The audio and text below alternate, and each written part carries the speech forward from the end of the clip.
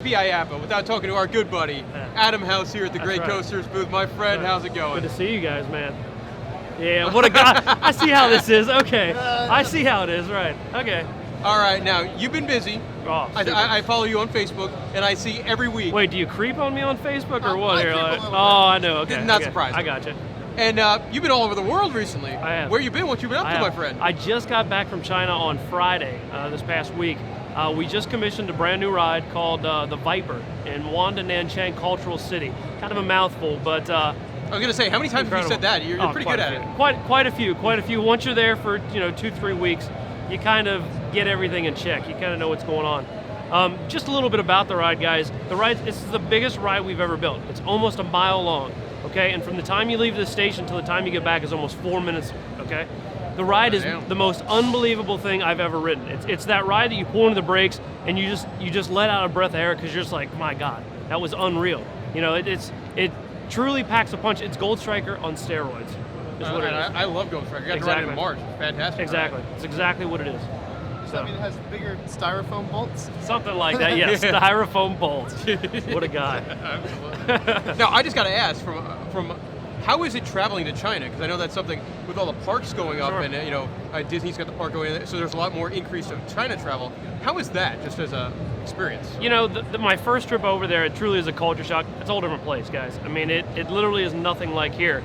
The more you go over there, the more you kind of start to talk to people, the more you understand, it's really not that different. It's slowly kind of westernizing with hotels and cars, and the language barrier is always difficult. I was going to say, and how much Chinese do you know now? Enough to get by, yes, no, thanks. How would you say the Viper in Chinese? I have no idea. And the funny thing about being on site with all these Chinese guys, it's a typical construction site. I love working with construction guys because the only Chinese words I learned are curse words and bad words and lazy. It's like, where's the beer? Yeah, exactly. You're like, well, these are great. Now I can't use these anywhere except here. Fantastic. Nice to meet you, Park President. These are the words I know.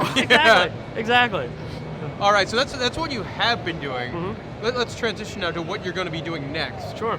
And I know from us here in the States, Ghostrider out in Knott's Berry Farm, that's the big deal. That's the one everyone's talking about. It is. We've got two big projects. Okay, the first one is Ghostrider, like you guys said. The other one is actually at Plopsaland de Pan in Belgium. So that's just to kind of go over that one a little bit. That's actually a clone of White Lightning, except all wood. So again, you've got a great family coaster, a great all-around fun coaster that's going to be cloned again somewhere in the world, which is great. You guys may not go to Belgium, but I know a lot of the enthusiasts there are super excited about it, and we're excited to give them that opportunity. Second ride, of course, you guys want to talk about is Ghostrider, and we're super excited about it. I tell people, we've always had this section of rides that we do repairs on, okay? We've done, lake compounds, Boulder Dash. You guys have all heard that. It's number one because we started doing work to it again. We've got all these new rides. That's a huge division for us. Ghostrider fills that void, okay? It takes the short repair jobs we've done and all the new rides we've done and kind of starts from ground zero, more or less, with the infrastructure that's there and makes the ride one of ours, okay? So in essence, what we're doing is taking 50% of Ghostrider, retracking it completely, all A-plies. The other 50% we've done extensive redesign with, reprofiling, to smooth out some of those areas. The areas that felt jerky, the areas the maintenance guys say, we're spending a fortune on this. We're taking those and we're gonna make them better. We're gonna enhance them. And then finally, of course, put some of these bad boys on there. Mini Millennium Flyers? Not minis, but the big ones. That's how. Gonna get hit. Yeah, exactly. Hey, I remembered the name of that. You did, I'm surprised, because you were locked in it for a couple hours. They are really comfy. Of course. So that's pretty much, you answered exactly what I was wondering. With some of your old rides, you took PCC trains and put your flyers on them, and they worked for a little bit, and then it wasn't the same. Yeah. So the whole complete retrack and design, that is what's going to be the difference between Ghostrider and other rides. Exactly. With Boise, it was already our ride, and there was. You said the name, not us. Yeah. Well, it is our ride. It was our ride, and of course it ran PTC trains for how long? And there's track damage that's kind of associated with that. So while the park did a little bit of work, it wasn't a full extensive rehab. What we do now going forward with customers, especially rides that aren't ours, if they want Millennium Flyer trains, there needs to be a minimum amount of work that we have to say, okay, this is what we know needs to be done to make this ride great, okay? And we worked very, very extensively with Knott's Berry Farm. We went out there several times, rode the ride, said, okay, What do you guys think is uncomfortable when you guys ride it? What do your maintenance guys struggle with all the time?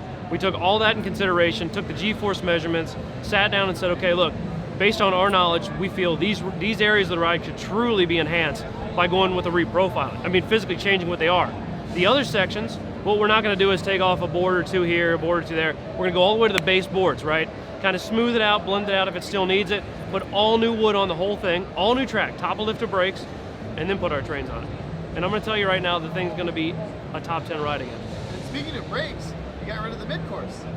Mid-course brakes are going away. There's still going to be a straight section up there for where the mid-course brakes were, but what in the... Oh, yeah. I'm here to buy a coaster and I can't find anybody to talk to. Okay, come on, I was just talking about Ghostrider. So you can Talking about mid-course brakes. Mid-course brakes on Ghostrider. Oh, of course. So we're taking them out. The straight section's going to be there. The biggest thing, mag brakes at the end. Smooth landing coming on.